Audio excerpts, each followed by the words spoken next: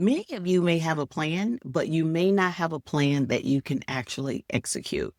And today, that's what we're going to change. So, welcome to Leveraging Operations and Leadership.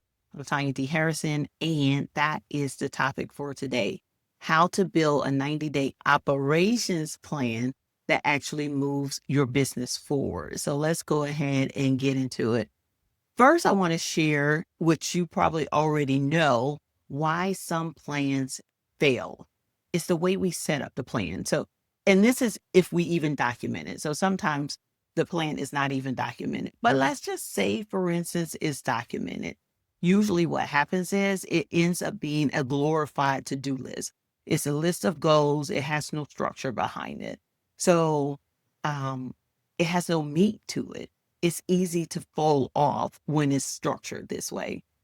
Another reason is because usually plans are built on best case scenario energy, not actual capacity, not what is real today. So that makes it really hard to follow and accomplish some of the things that you are trying to accomplish. And then the other thing is that sometimes they're too long. And I truly believe in annual planning, but I believe in breaking it up into 90-day increments, which makes it easier to focus and identify what I should be doing within this block of time. So shorter cycles mean faster decisions, faster course correction, and it's not as overwhelming as if you are doing it for a year. So the 90-day operations plan that I'm going to talk about looks a little different, and it is built on three things, right? So the three things that it's built on is number one is one clear outcome, not a list of goals, one clear outcome.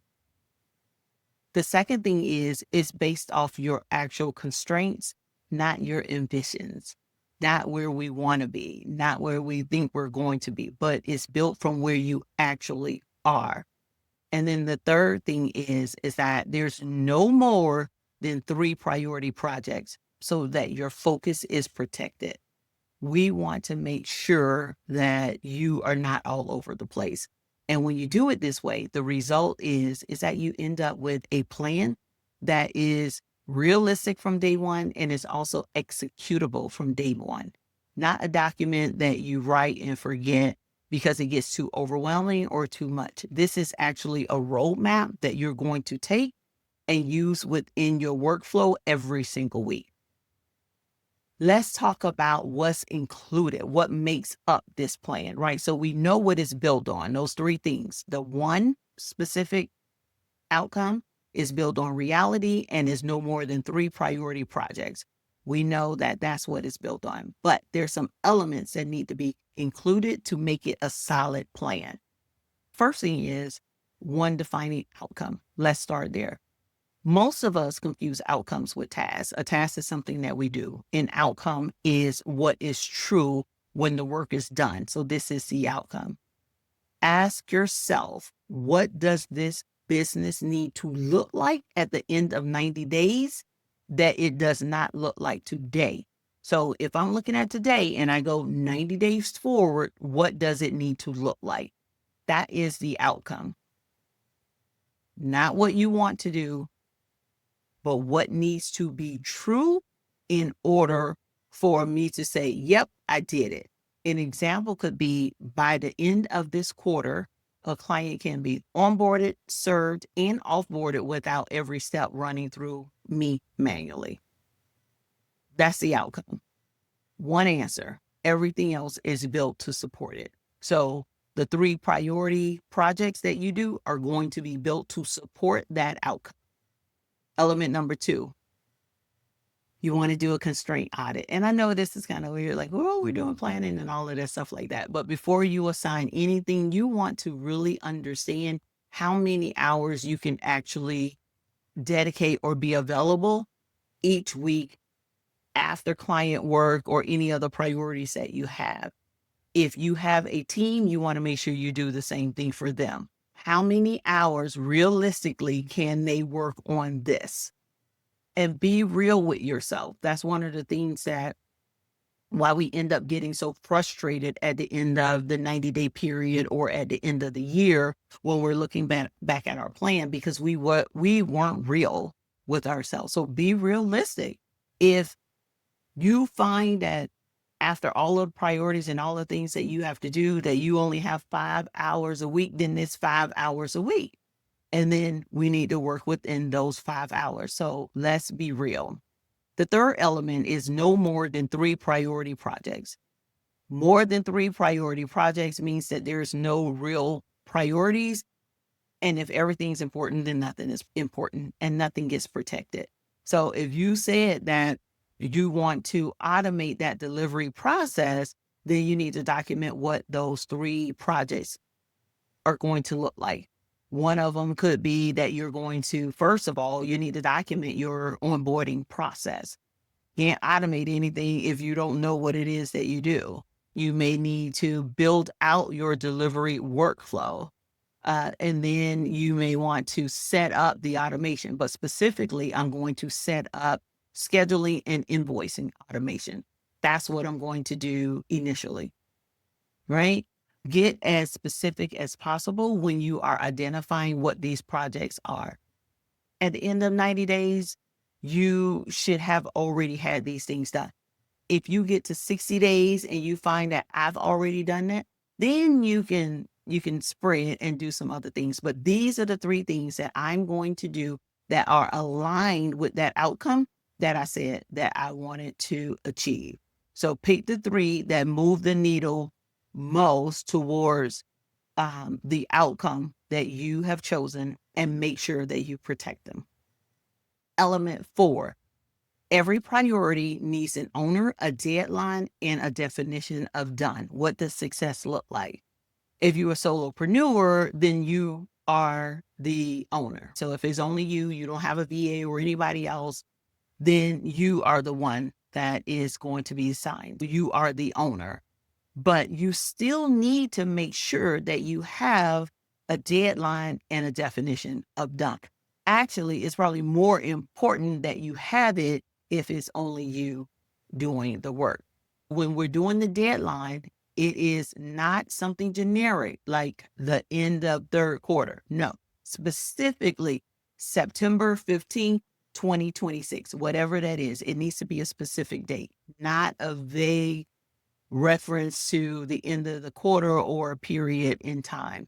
And you need to be able to say what done looks like, right? What does that looks like? Because that's identifying what success looks like. How do you know? How will you know this is actually complete?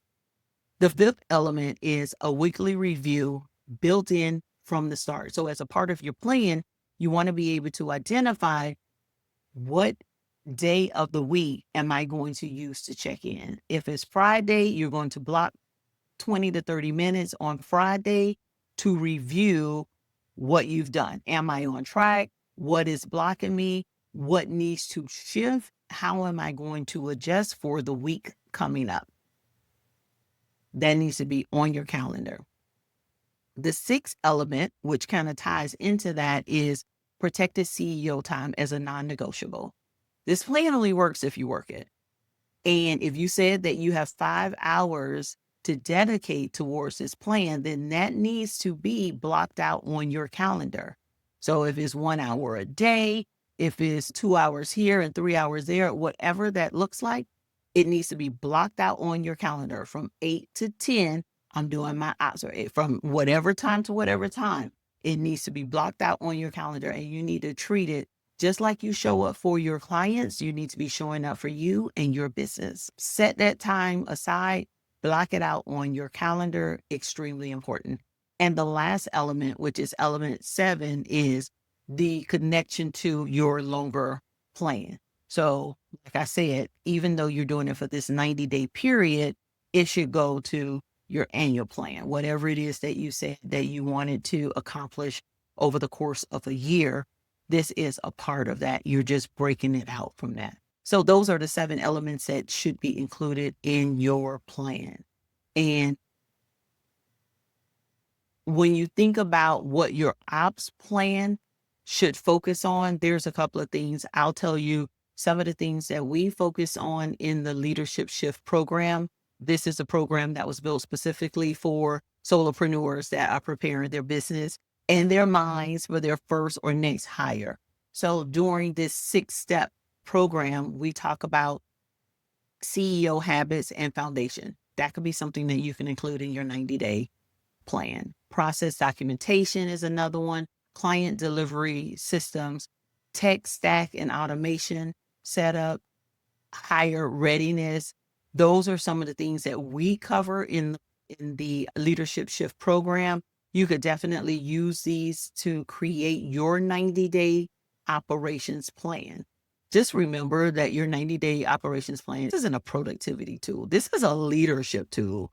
And this is how we go from running our business in survival mode to actually leading with intention. We have to be more intentional in our business if we really want to grow our business. So that is the 90-day ops plan. Your action this week, I would say, pick one of those things that I talked about. If you start with your client delivery process and you don't have a way that you can hand over the task or hand this over to someone else using what you already have documented, if the answer is no, I cannot hand it over, then that is where your 90-day plan should start. The reason why I say that should start there is because now we're talking about your delivery process. If it is taking the bulk of your time and you can get it to the point where I can automate some of these things and I can document it and I can hand over, even if it's pieces of it, that is going to get me from up underneath some of the time that it takes to do things, and I can reallocate that time to spend in another zone. That is it for the week. If you want to learn more about your business and where you should start, or identify some next steps that you can work on, then go ahead and take the free Leadership Shift assessment.